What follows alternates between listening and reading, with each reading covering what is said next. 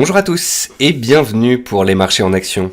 Je suis Nicolas Chéron, stratégiste pour Zone Bourse et nous sommes aujourd'hui le mardi 22 février 2022.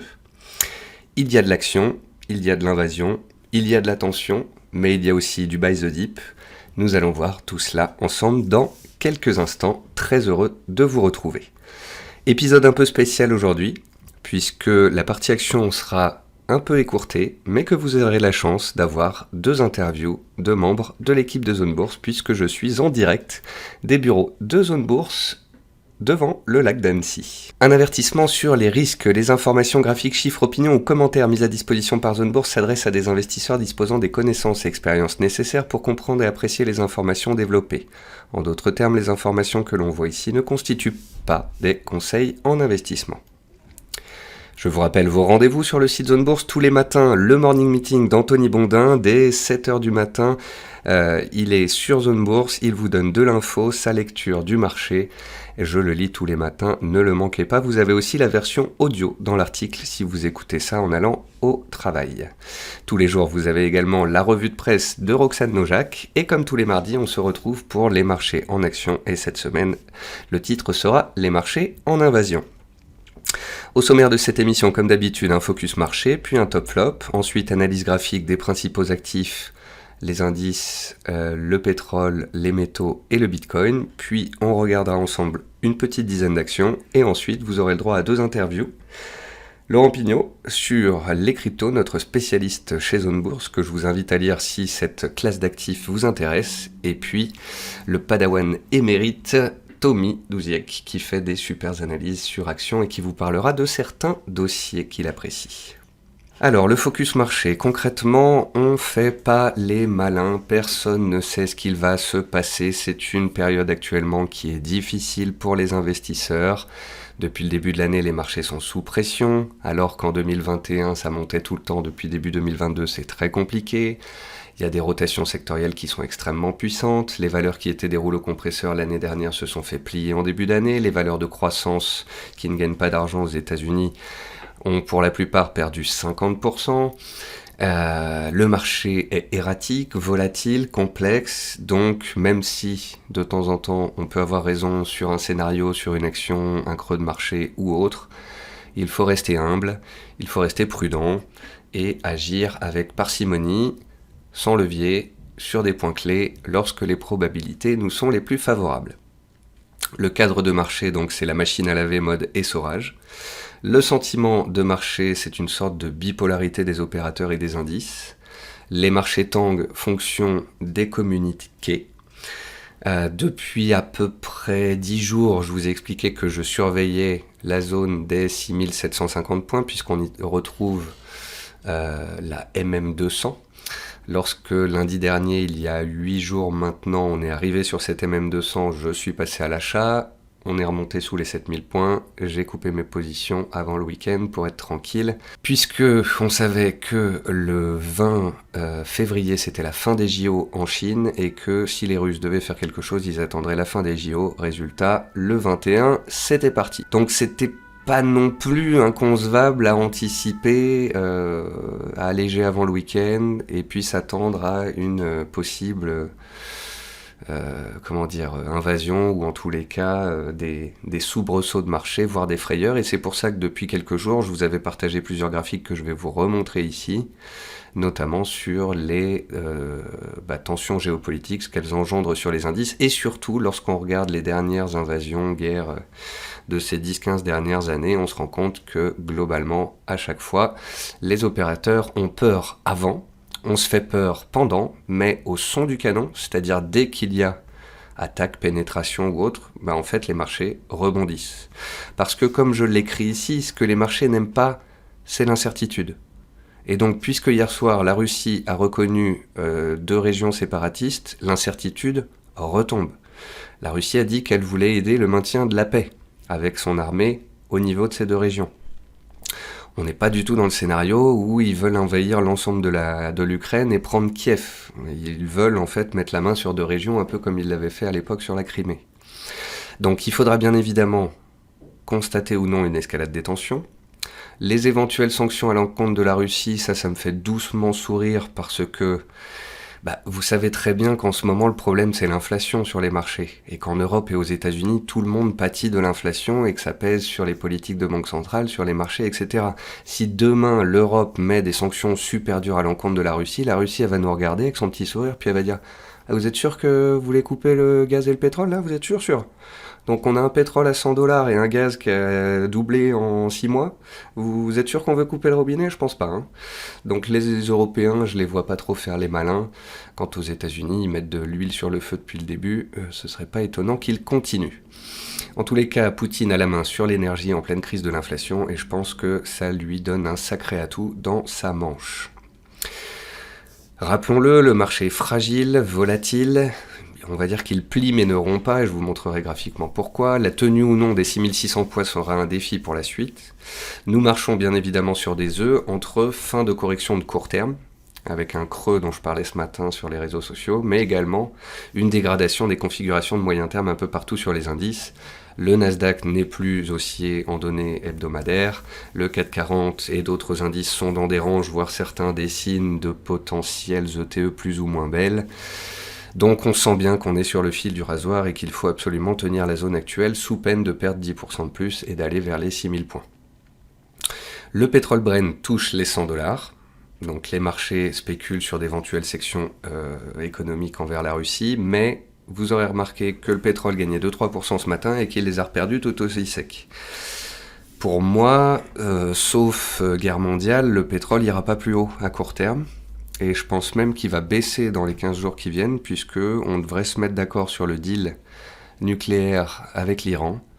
Et donc, à ce moment-là, l'Iran revient sur le marché du pétrole et fait baisser le pétrole. Donc, dans le meilleur des mondes, la Russie annexe de régions, il n'y a pas de baston entre l'armée ukrainienne et l'armée russe. Le pétrole se calme, puis baisse à cause de l'Iran, donc les tensions sur l'inflation se calment. Et je pense qu'une fois que mi-mars, la Fed aura remonté ses taux de 50 points de base et qu'elle se sera mise en situation d'attente, à ce moment-là, les marchés sont moins en stress. Ce sont tous ces catalyseurs-là, mis bout à bout, qui font, je pense, qu'on peut tenir la zone, voire remonter vers les 7000 points. Si bien évidemment il y a des tirs de missiles, un pétrole qui explose les 100 $, que les Américains mettent de l'huile sur le feu et que ça s'enflamme, bien évidemment, si on casse 6600, si on casse les supports, si on passe sous les plus bas du jour, bien évidemment que ça pue. J'en ai conscience. Mais en attendant, ce matin, à 6600, 6630, sur un niveau majeur, sur le fil du rasoir, le lendemain d'une invasion, c'est un point d'achat. Les métaux précieux d'ailleurs sont soutenus mais n'explosent pas ce matin, donc ça montre bien qu'il y a comme un soulagement des opérateurs. Maintenant c'est fait en fait, c'est fait, ça y est. On parlait de l'Ukraine, on parlait des régions séparatistes, on parlait d'invasion potentielle, ça y est, c'est validé. Les marchés vont passer à autre chose, hein, je vous le dis, hein, les marchés ils sont... Dans une semaine, si ça se trouve, on parlera plus du tout de la Russie. Donc l'or a atteint un objectif pour moi. 1900-1920 $ à court terme, c'était un objectif. Je suis haussier dessus à moyen long terme, j'en détiens en physique, c'est un de mes gros paris cette année, c'est la plus grosse ligne de mon portefeuille actuellement. Mais on vient de passer de 1780 $ à 1900 $, et si ça se calme sur la géopolitique, ça se calme sur l'or, donc on peut consolider par la suite. Le Bitcoin, il est à 37-38 000 $, il est baissier comme le Nasdaq, auquel il est de plus en plus corrélé. Les indices de corrélation, je les ai publiés sur les réseaux sociaux à de multiples reprises. C'est comme si le Bitcoin était en fait un Nasdaq en effet de levier.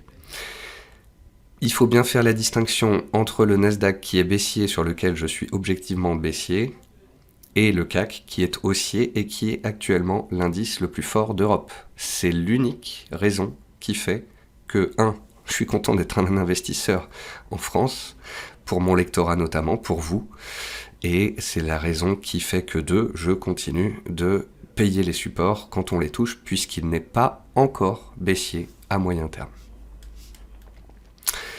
On va regarder le top flop. Donc ici, à gauche, un graphique que j'ai essayé de publier à multiples reprises ces 10 derniers jours, ce sont les chocs géopolitiques. Je crois même que je vous l'avais mis dans l'émission de la semaine dernière. On voit en fait que lorsqu'il y a un choc géopolitique, la baisse sur un jour et le drawdown sur le mouvement total sont relativement faibles.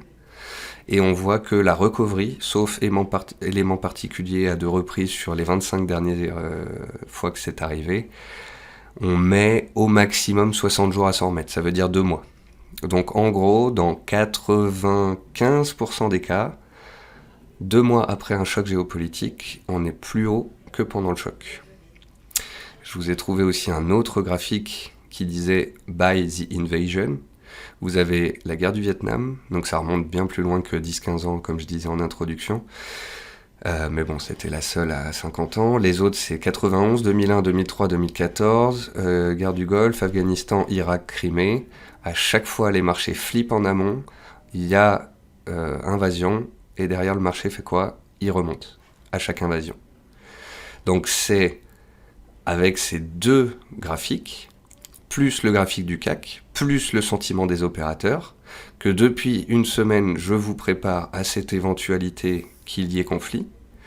Et si conflit, c'est un buy the fucking dip. C'est un point bas potentiel. C'est une zone d'achat plutôt qu'une zone de vente. Comme je le marquais sur Twitter ce matin j'ai reçu 3 textos me disant « Ça y est, c'est la guerre en Russie, Ukraine, faut-il vendre toutes mes actions ?» Généralement, c'est quand on reçoit des messages comme ça qu'il faut acheter, en fait. Sur les actions américaines du Nasdaq Composite, on a un nombre de valeurs qui font des plus bas à 52 semaines qui est absolument énorme, parce que c'est beaucoup de valeurs qui ont explosé en 2020-2021 et qui se sont crashées fin 2020, enfin ça dépend. Jusque début 2021, elles allaient bien, les valeurs de croissance américaines, et depuis 8-12 mois, c'est beaucoup plus compliqué. Je pense à des valeurs comme Roku, comme Peloton et d'autres. Beaucoup de valeurs qui ont une croissance assez folle, mais qui, pour nombreuses d'entre elles, ne gagnent pas encore d'argent. Et en fait, ce qui est spécial avec ce marché, c'est qu'on a des indices qui sont toujours à 10-15% de leur record historique, mais que parallèlement à ça, il y a une bonne partie de la cote qui s'est fait plier en 4. Donc les opérateurs se disent qu'il faut commencer à les acheter. Par contre, attention, car depuis quelques mois, quand on regarde les flux du retail, c'est-à-dire des investisseurs particuliers, les retail sont en train d'acheter la baisse, qui dure déjà depuis des mois, et ils n'arrêtent pas de renforcer. Voilà. Donc je pense qu'il faut être prudent là-dessus. Généralement, quand tous les particuliers vont sur le pan d'un marché, d'abord on va les rincer, après peut-être qu'on va rebondir. Il faudra faire aussi attention cette année à l'effet post-reprise exceptionnelle du Covid. Vous voyez ici les révisions sur les résultats d'entreprise. Et lorsque le Covid est passé, après on a révisé positivement pour les trimestres suivants. Là, on est en train de réviser négativement. Donc c'est ce que je vous expliquais dans l'émission de la semaine dernière. La macroéconomie est en train de ralentir, voire de se retourner. Ça va bloquer la Fed. Lorsque je lis JP Morgan qui attend désormais plus 7 hausses de taux, mais 9 hausses de taux, je rigole à gorge déployée. C'est impossible. On va avoir déjà des marchés qui tanguent avec les tensions, et en plus, on a un ralentissement des résultats et de la macro. Et si c'est le cas, impossible de monter fortement et rapidement les taux, sinon c'est la récession directe. Donc c'est une normalisation macroéconomique. Ici, vous voyez les attentes pour le premier trimestre 2022 en termes de PIB. Toute l'année 2021, on a revu à la hausse on espérait début 2022 4,5% de croissance pour le premier trimestre 2022. Maintenant, on n'attend plus que 1,65. Donc ça ralentit et pas qu'à moitié. Autre graphique qui valide ce que je suis en train de vous dire, c'est notamment le shipment volume, donc tout ce qui est, le fret maritime, où on attend une baisse assez prononcée pour les mois qui viennent, et c'était la même chose, je vous l'ai montré la semaine dernière, sur les indices PMI. On est dans un marché qui est risqué, et où on a un risque monétaire qui est au plus haut depuis 15 ans, parce que justement on a tout explosé à la hausse en 2020-21, et maintenant on a des banques centrales qui, prises de court par l'inflation, veulent remonter les taux. Donc on a un risque monétaire élevé. On a une liquidité des banques centrales, en fait, qui est quand même, la liquidité c'est l'essence du moteur du marché, Vous n'êtes pas sans savoir que depuis la crise du Covid, on a mis des liquidités à fond dans l'économie et dans les marchés. Si vous retirez la liquidité, forcément, ça recule sur les marchés. Petit message à l'intention de ceux qui veulent faire des IPO, des introductions boursières. Quand vous regardez les IPO de ces 5 dernières années, 65% d'entre elles sont en baisse. Donc attention avec les introductions boursières, à n'en faire que quelques-unes et à bien les choisir. Et puis ici à droite, vous avez la décollecte sur les small et les mid cap. Et vous pouvez voir que les marchés baissent et ça continue de décollecter sur les small et les mid cap en France et en Europe. C'est un graphique portes en part. Et puis on finit comme d'habitude par les cryptos avec un graphique qui mesure l'adoption du total du nombre d'utilisateurs des cryptos à travers le monde. Et la courbe épouse parfaitement l'adoption du nombre total de personnes qui ont utilisé Internet entre 1990 et 1998. Là, depuis 8 ans, pareil, 2014-2022, on suit la même progression sur les cryptos. Le monde de demain sera donc très certainement un monde comprenant les cryptos. Et puis ici à droite, un graphique qui montre en orange la capitalisation boursière des cryptos depuis 5 ans et en bleu le S&P 500.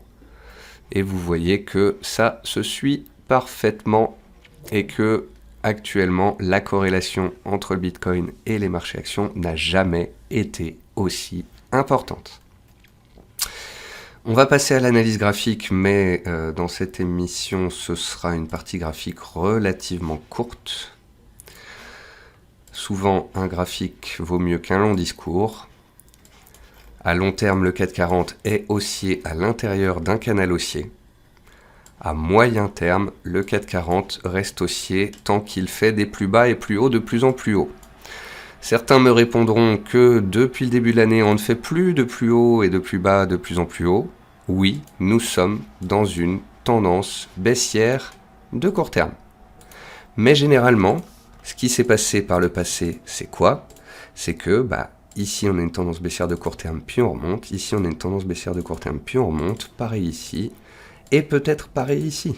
Simplement parce que les marchés sont hauts, parce que les banquiers centraux et leurs politiques font peur, parce que la Russie et l'Ukraine ont fait monter la température d'un cran, eh bien, on a creusé un peu plus violemment et un peu plus bas que d'habitude. Mais si on dédramatise, qu'on prend un peu de recul, qu'on regarde un peu ce graphique, on voit quoi ? Que globalement, on a des plus bas qui sont toujours de plus en plus hauts, et que entre la tendance haussière de long terme sur les 12 derniers mois et la tendance baissière sur les 2 derniers mois, je pense qu'on peut dire tout simplement qu'à moyen terme, c'est-à-dire sur les 3-4 derniers mois, nous sommes neutres. Et dans un marché neutre, dans un range, on achète en bas, on vend en haut. On achète en bas, on vend en haut. On achète en bas, on vend en haut. Je vous ai donné, lorsque j'étais en vacances, un point de vente à 7135 points le mercredi 9 février. On a baissé le lundi, la semaine dernière, 14 février, j'ai acheté les 6762 points. Je suis sorti le jeudi en gain de 155 points avant le week-end. Et je suis repassé acheteur ce matin à 6630 points, pile poil, à 9h05 sur les marchés futurs. Message que j'ai réitéré, enfoncé et expliqué sur Twitter entre 9h et 9h30 ce matin. J'étais assez au taquet pour que lorsque vous lisez les news, vous vous dites est-ce que ça va tenir ? Est-ce que c'est pas un creux ? Est-ce que c'est pas un point bas pour ramasser des bons dossiers plutôt que de flipper parce que j'ai écouté la télé et qu'on m'a dit que demain ce serait la guerre mondiale ? Guerre mondiale qui est inconcevable, sinon faut s'acheter un bunker et des boîtes de conserve, on est tous foutus. Voilà. Moi je pars du principe que si on n'est pas foutu, ça c'est un point d'achat. Cette oblique là qui est tracée sur mon graphique, elle y est depuis 2 mois. Quand j'ai vu ce matin qu'on venait d'ouvrir pile poil dessus et que ça payait direct, mon sang n'a fait qu'un tour. Alors bien évidemment, quand on est un investisseur de moyen terme, qu'on fait pas du trading comme Nicolas Chéron, qu'on n'est pas sur les futurs, qu'on n'achète pas des turbos, qu'on est déjà investi en partie, on fait pas grand chose. Et comme je le disais ce matin sur Twitter, investisseur, Vous n'allez pas forcément acheter en levier, renforcé, etc. Mais au moins ne coupez pas. Au moins dites-vous que tant qu'on est au-dessus des 6600-630, cette zone-là, donnez-vous la séance. Parce que j'espérais qu'on revienne positif en séance et qu'on clôture au-dessus des mêmes 200. Au moment où je vous parle, il est 16h. Le CAC est en hausse de plus 0,60 points. Donc alors qu'hier soir, on lisait les réseaux sociaux, c'était « ouais, c'est la guerre, ça y est, c'est la fin, ça va chuter », je vous ai expliqué par A plus B pourquoi le jour d'une invasion, il faut payer, en général.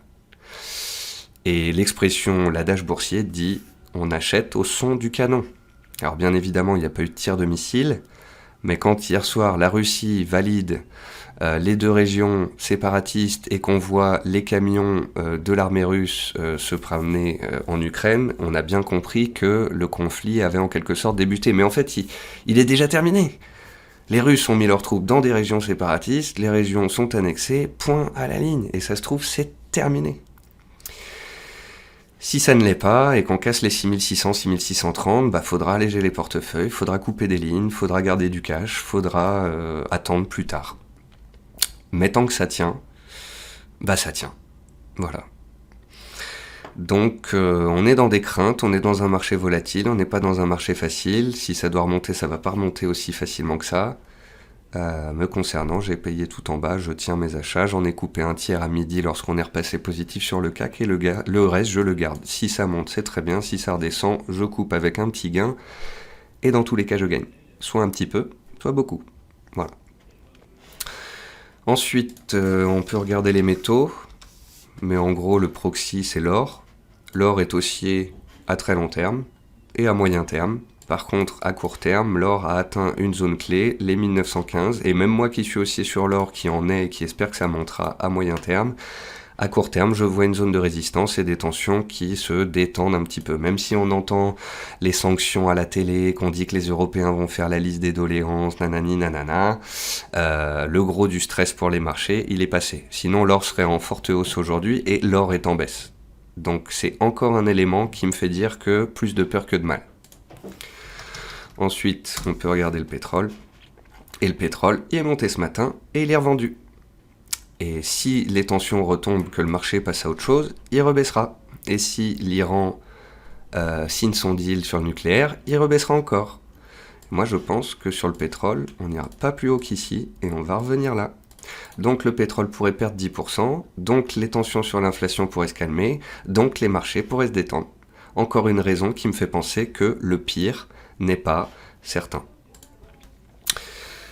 Concernant le Bitcoin, il stabilise. Voilà. Il stabilise, il est sur ses plus bas. Si les indices repartent, il rebondira. De toute façon, maintenant, le Bitcoin, c'est du Nasdaq. Jusqu'à preuve du contraire, la corrélation est extrême. Donc acheter du Bitcoin ou du Nasdaq revient au même. Mais me concernant, je n'achète pas du Nasdaq ou du Bitcoin puisqu'ils sont baissiers sur les derniers mois, alors que le CAC est fort, surperformant et neutre sur les 4 derniers mois, là où Bitcoin et Nasdaq, eux, sont baissiers. Je vais vous montrer quelques actions maintenant, mais l'esprit sur l'ensemble des actions qu'on va regarder est le même. Albioma ici, qui dans les sociétés du renouvelable tient extrêmement bien. Elle tient super bien ces 6-8 derniers mois, malgré les tensions sur les taux, alors qu'elle est très endettée. Et sur une séance comme aujourd'hui, on a ouvert, on a testé une zone de soutien, ça paye direct. Donc sur Albioma, et comme sur toutes les valeurs qu'on va regarder, tant qu'on tient les plus bas du jour et les plus bas de ces 2 dernières semaines, c'est positif. Saint-Gobain, c'était très fortement haussier, ça l'est moins, certes, mais les plus bas sont de plus en plus hauts. Tant que ce sera le cas, ça tient. On peut garder les lignes. Si et seulement si on se met à éclater les supports les plus bas récents, etc., là, on se coupera une main plutôt qu'un bras. On peut aussi essayer de trouver des dossiers qui surperforment, comme Ipsen.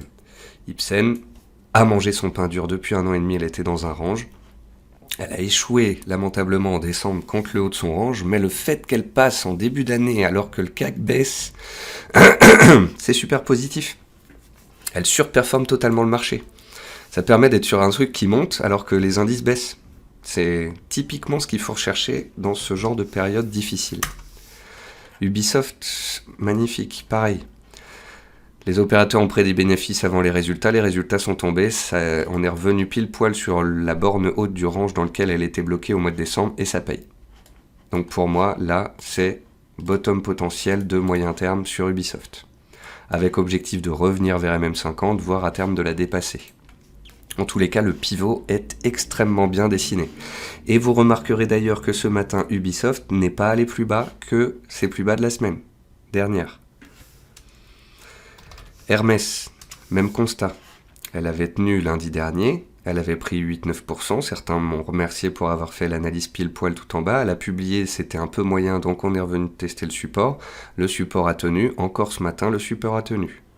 Donc tant qu'on tient ce support, ça peut rebondir. Si on casse le support, on se coupera une main plutôt qu'un bras. Robertet, autre style, beaucoup plus moyen terme et pépère, mais pareil, on est revenu sur le bas d'un range. Rexel, haussière à moyen terme. Petit trou d'air ce matin, ça paye direct. Typiquement le genre de dossiers qui sont haussiers qui surperforment le marché. JC Déco, même chose. Auréa, dans les petites valeurs, très belle, qui a fait son pullback ce matin, puis ça paye direct. Hier, alors que les marchés faisaient -2, elle faisait un nouveau record annuel. Elle est en train de casser en plus, comme je vous l'ai montré la semaine dernière, des plus hauts de 10 ans. Donc c'est ça qu'on recherche. Du trend following, des dossiers haussiers qui montent même quand ça baisse. Neurone, pareil. Hausse, conso, hausse, conso, hausse, conso. Ce genre de consolidation proche des supports avec une MM200 montante, c'est une opportunité d'acheter. Lexibook, même chose. Tendance haussière, trou d'air, comme elle aime le faire de temps en temps, et ça paye direct. 4,15 ce matin, 4,63 ce soir. 12% de hausse du plus bas au plus haut. Lumibird, pareil, trop belle. Elle a consolidé, elle a corrigé comme on s'y attendait, elle est revenue sur les niveaux horizontaux. Elle a sa petite MM200 qui arrive en soutien comme de par le passé. Le genre de trou d'air sur un niveau horizontal couplé à une MM200 qu'on a fait ce matin, c'est un point d'achat de moyen terme potentiellement. C'est pour ça que l'achat de ce matin n'est pas forcément qu'un achat de court terme. Peut-être qu'on n'aura pas plus de tension, peut-être que l'inflation va se calmer, peut-être que le CAC va remonter à 7200. C'est pour ça que j'ai été aussi incisif ce jour. Je sais que je ne sais pas. Je joue les probabilités, je joue les statistiques historiques, je joue un support clé. Et si ça casse, bien évidemment, j'en prendrai note et je changerai mon fusil d'épaule. Je n'ai pas de biais, je joue simplement le scénario anticipé, expliqué et mis à profit. Je vous dis tout ça parce que vous vous doutez bien qu'avec la volatilité, les fortes hausses, les fortes baisses, mes signaux sur les indices, j'ai eu pas mal de questions, d'incompréhension, de critiques, de tacles gratuits, de gens qui n'ont pas forcément compris pourquoi ce matin je passais à l'achat comme un fou. Bref. Et je vais m'arrêter là, 28 minutes d'émission, parce que maintenant, vous avez 2 autres vidéos qui vont poursuivre à l'intérieur même de cette vidéo, 2 interviews. La première, donc, de Laurent sur les cryptos, la deuxième de Tommy sur des dossiers qualitatifs de moyen terme. Ce sont mes 2 jeunes analystes espoirs avec qui je viens de passer 48 heures à Annecy à discuter marché, et je crois qu'ils ont des choses très intéressantes à vous dire. Pour ma part, je vous souhaite à tous une bonne semaine. Buy the fucking deep, et à très bientôt.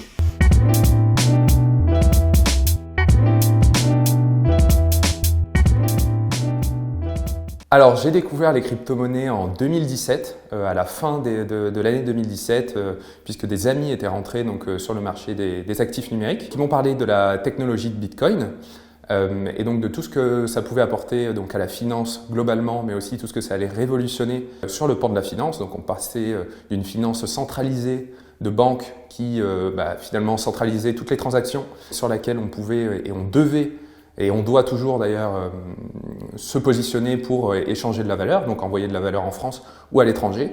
Et Bitcoin révolutionnait ça.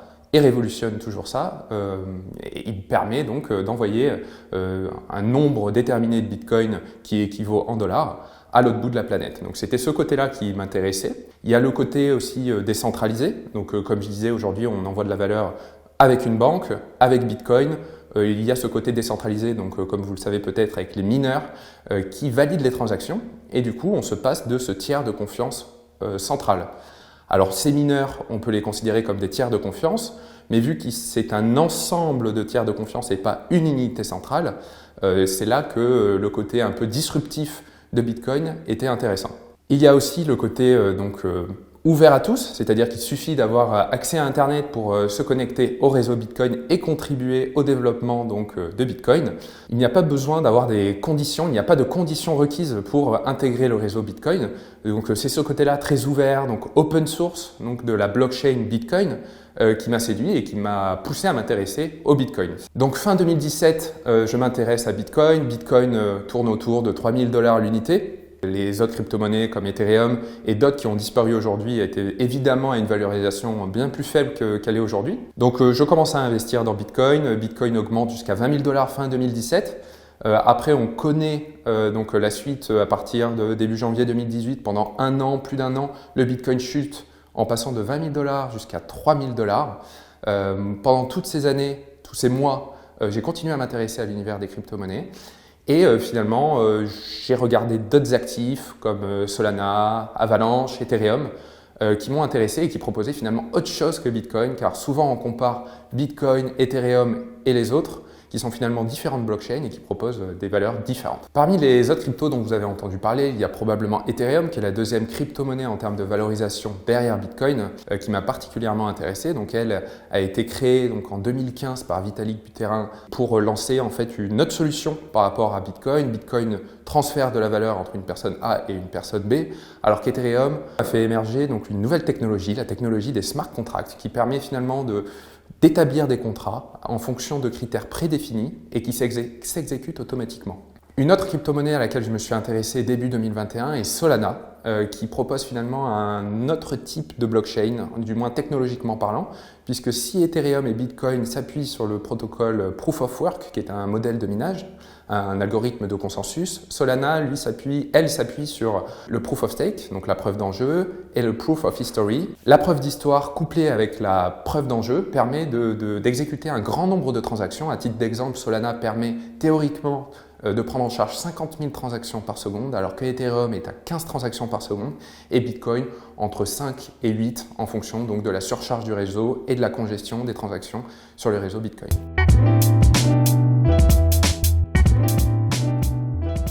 Alors le Play to Earn est un nouveau modèle de gaming qui suit finalement des nouveaux modèles qui émergent. Celui qu'on connaît actuellement est le Free to Play, qui permet en fait de jouer aux jeux vidéo gratuitement, mais avec du contenu additionnel payant.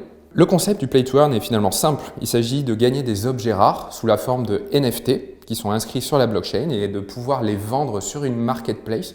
Donc en fait un marché ouvert où les utilisateurs se rencontrent pour acheter et vendre leurs objets qui gagnent dans le jeu. La caractéristique la plus notable est finalement aujourd'hui les crypto-monnaies qui sont utilisées dans ces modèles de jeu. Donc finalement, c'est cet écosystème qui a fait émerger le Play to Earn, mais nous avons fort à parier que finalement les studios comme Ubisoft, Tencent ou Sony vont s'approprier ce nouveau modèle puisque les nouvelles générations sont les plus présentes sur ce modèle de jeu dans l'univers des crypto-monnaies. Sauf qu'aujourd'hui, la qualité de jeu et l'expérience utilisateur est très faible, puisque finalement, quand on sait qu'un jeu AAA, donc vraiment très développé, mais 3 ans, on ne peut pas encore avoir au bout d'un an un jeu très développé avec ce modèle Play to Earn. Ce modèle de jeu prend de plus en plus de force, puisqu'on remarque qu'en janvier, par exemple, l'univers du blockchain gaming a levé plus de 1 milliard de dollars, avec, vous en avez sûrement entendu parler, The Sandbox ou Decentraland dans l'univers du métaverse, qui fait beaucoup parler de lui avec de plus en plus de partenaires. On a entendu Carrefour, Casino, Nike, Gucci, de grands acteurs, des géants de la bourse qui s'inscrivent donc en achetant des parcelles numériques sur ces jeux-là, qui proposent le Play to Earn. Vous en avez sûrement entendu parler, Sorare, un modèle de jeu qui permet d'échanger des cartes de joueurs de foot, un peu comme Panini mais en version jeu vidéo. Sur la base de la blockchain et des NFT, permet de s'échanger entre les utilisateurs des cartes de joueurs. Vous pouvez avoir Mbappé comme... Vous Vous pouvez avoir Mbappé comme Cristiano Ronaldo à s'échanger pour des valeurs évidemment stratosphériques. Nous allons voir parier donc que de nombreux modèles vont s'effondrer sur la base du Play to Earn puisque beaucoup surfent sur une hype actuellement et seuls les vrais cas concrets d'utilisation comme Sorare vont continuer à se développer et que d'autres vont beaucoup couler puisque finalement ils ne proposent pas une véritable valeur mais surfent sur la hype du Play to Earn. À titre d'exemple, Sorare a levé plus de 680 millions de dollars fin 2021 et est valorisé à plus de 4,3 milliards de dollars en bourse. Si ces modèles Play to Earn se développent, donc j'ai parlé de Decentraland, de The Sandbox ou encore de Sorare, ils s'appuient et on voit en toile de fond le métaverse se développer. D'ailleurs, Bloomberg estime que le marché du métaverse va atteindre les 800 milliards de dollars en 2024 avec une croissance donc à 2 chiffres pour arriver à ce marché qui est quand même énorme.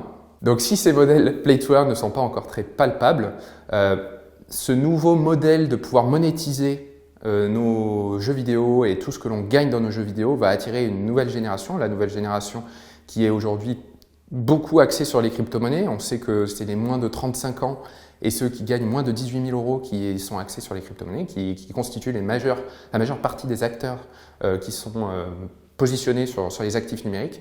Donc on peut penser que les studios comme Sony, Tencent, Microsoft avec Activision Blizzard vont se lancer dans ce modèle Play to Earn, mais il va falloir attendre encore quelques années le temps de développer un véritable jeu avec une véritable expérience utilisateur. Bonjour, je m'appelle Tommy Douzièche, je suis analyste chez Zone Bourse. Je vais vous présenter quelques valeurs qui résistent bien en ce moment face à l'incertitude relative à l'inflation, face aux politiques des banques centrales ou encore face au potentiel conflit entre l'Ukraine et la Russie. Donc dans ces secteurs qui résistent bien, on retrouve notamment le fret maritime, puisque les chaînes logistiques restent encore un petit peu embourbées. On retrouve les valeurs du luxe, grâce au pricing power, elles résistent bien face à l'inflation. On retrouve également le secteur pétrolier, les valeurs bancaires qui profitent de la remontée des taux, mais également les métaux de la transition énergétique et du recyclage en général. On commence tout de suite avec Pason Systems. Donc c'est une société canadienne qui fournit des systèmes spécialisés de gestion des données pour les appareils de forage à l'industrie pétrolière et gazière, mais également des services technologiques aux développeurs d'énergie solaire et également dans la transition énergétique puisqu'ils font du stockage d'énergie. Donc c'est une valeur qui est fortement corrélée au secteur pétrolier, au cours du Brent qui s'approche frénétiquement des 99-100 dollars et du WTI, donc qui ne cesse de battre des records en ce début d'année. Donc Pason réoriente cependant son business model vers des énergies renouvelables. Le stockage d'énergie lui ouvre de nouvelles opportunités de croissance et une possible revalorisation du titre à moyen terme est tout à fait possible. Techniquement, ce qu'on regarde, c'est qu'il y a un gap en fait, autour du 9 mars 2020 qui agit comme un support entre 11,39 dollars et 12 dollars. Et donc, tant que le cours du pétrole, le Brent, le WTI soutiennent le titre, le titre devrait bien se comporter et devrait rester dans une tendance haussière. Donc, on regarde ça de près. On passe également aux valeurs bancaires. Donc, c'est un secteur qui résiste bien face à la remontée des taux des banques centrales. Donc, c'est une valeur que j'aime bien car ça a beau être une valeur bancaire. Ce qu'on regarde, c'est que depuis 2009, il y a une belle dynamique. La valeur a pris 1600% depuis son creux de 2009. Grâce à une croissance impressionnante de sa clientèle et de sa fidélité, notamment sur le secteur de la banque privée. Donc elle opère dans les États de New York, du Connecticut, de la Californie, mais également la Caroline du Nord. Donc tant que les politiques des banques centrales souhaitent relever leur taux directeur, les banques en profitent. Donc on remarque techniquement, il y a une zone autour des 295 dollars qui a bien fonctionné par le passé. Un pullback sur les 260 dollars serait un support clé, je pense, à mettre à profit potentiellement. On retrouve également le secteur des métaux de la transition énergétique. Donc l'ensemble des secteurs du recyclage des métaux surperforme le marché depuis le début de l'année. Donc on retrouve des valeurs comme Aurubis en Allemagne, de Richebourg en France ou encore Eramet en France. Donc pour prendre l'exemple avec Eramet, le secteur lui est très favorable en ce moment avec la hausse des cours du manganèse et du nickel. Je crois que c'est Portzamparc qui en avait parlé au mois de décembre, donc bravo à eux. Le secteur performe et le titre a performé de plus de 50% depuis le début de l'année, donc une belle performance. Donc là, c'est un petit peu difficile de rentrer, du moins techniquement, sur cette valeur après une telle envolée des prix. Voilà, on va surveiller un éventuel repli et on pourrait profiter d'un éventuel repli sur la valeur. La thématique du fret maritime a le vent en poupe. Le prix de la location d'un conteneur, mais également d'un porte-conteneur, a explosé en 2021 en raison des pénuries et de la pandémie en général. Cependant, alors que tout le monde s'attend à un retour à la normale, il se pourrait en fait que les tensions sur les chaînes d'approvisionnement restent importantes. Donc ça me laisse penser que le potentiel de croissance n'est pas tout à fait encore totalement intégré dans les cours. D'ailleurs, le marché est très concentré autour de quelques acteurs puisque le top 5 du marché se partage 80% des parts de marché. On voit sur le graphique que la valeur oscille dans un range depuis mai dernier. Donc on surveillera une potentielle sortie du range pour jouer une réaffirmation d'une tendance haussière ou baissière. Ça, on verra la sortie du range. Donc c'est le genre de valeur sur laquelle la configuration technique est tout à fait pertinente. Donc il y a deux possibilités. Soit on peut renforcer sur support et alléger sur résistance, ou alors attendre une cassure franche du range, voire une cassure et un pullback pour rentrer à l'achat avec un stop court, voilà, si on casse par le haut, ou à la vente si on casse par le bas. Et enfin, on retrouve mon secteur favori, le secteur du luxe, qui tient bien en ce début d'année. Donc on voit, il y a beaucoup de valeurs dans le secteur. On retrouve bien sûr les françaises, le trio LVMH et Hermès Kering. On retrouve des plus petites valeurs en Italie comme San Lorenzo, Moncler. Donc on va voir un petit peu en détail San Lorenzo. C'est typiquement un secteur qui résiste mieux en phase de forte inflation, comme actuellement. Donc ces valeurs ont un certain pricing power, vous en avez sûrement déjà entendu parler. Ces valeurs ont un certain pricing power, vous savez, c'est cette capacité à fixer ses prix et à reporter l'inflation de ses coûts sur les clients finaux. Une des valeurs qui résiste bien en ce moment, c'est San Lorenzo. Donc ils sont spécialisés dans la conception et dans la fabrication de yachts de plus de 24 mètres à travers les marques San Lorenzo, mais également Blue Game pour les bateaux de sport. Donc San Lorenzo, elle a su se forger une image de marque qui a rapproché de Ferrari dans l'automobile ou de Hermès pour les sacs à main. Donc on est vraiment sur ce qui se fait de mieux sur le marché. Les marques de luxe à forte notoriété ont ce qu'on appelle une élasticité au prix négatif, c'est-à-dire que plus c'est cher et plus c'est attirant pour les clients car ça rend l'objet inaccessible pour la majorité. Donc le luxe c'est avant tout un outil de différenciation sociale et dans cette industrie, un prix élevé pour un objet, ça peut être un argument en faveur de son acquisition. C'est en tout cas une force pour San Lorenzo qui peut fixer son prix au gré de l'inflation sans voir ses clients prendre leurs jambes à leur cou. Donc pour l'instant, elle range, donc on la surveille de près depuis décembre dernier, il me semble. On surveillera une cassure de ce range par le haut ou par le bas pour se positionner de manière plus franc dans une tendance affirmée. Et voilà pour les valeurs qui surperforment bien depuis le début de l'année. Donc toujours intéressant de les surveiller et de les regarder de près pour les mettre dans une liste de surveillance et potentiellement les rentrer sur repli en cas de reprise de tendance haussière affirmée sur les indices. À bientôt sur Zone Bourse.